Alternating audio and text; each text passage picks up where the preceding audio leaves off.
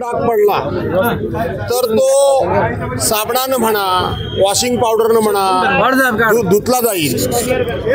एखाद्या घरामध्ये जर आपण रंग काढला, त्याच्यावर डाग पडला तर नवीन रंग काढून तो डाग मिटवता येईल।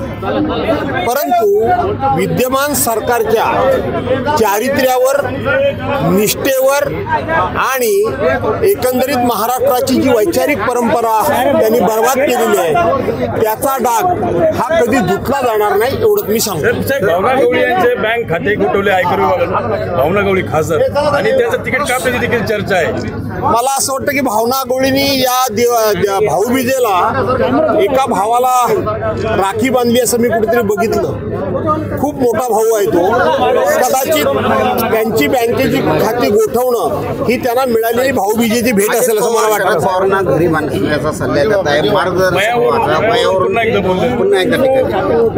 असं आहे की आता अजित पवार तेच बोलतायत, त्याच्यावर तेच उत्तर देण्याची गरज नाही।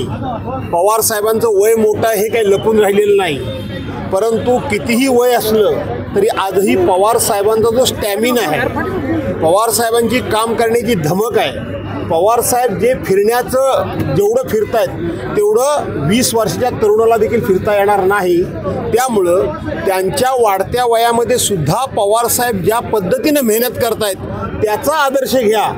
वाढत्या वयाकडे सातत्यानं बोट दाखवून आपली त्या ठिकाणी कर्तृत्व झाकण्याचा प्रयत्न करू नका। तळडी भरतीमध्ये घोटाळा झाला आणि यासाठी चौकशी मागणी वडेट्टीवारांनी केलेली आहे। विजय वडेट्टीवारांना विचारा, परंतु मी एवढंच सांगेन हे सरकारच घोटाळेबाज आहे, त्यामुळे त्यात नवीन काहीच नाही।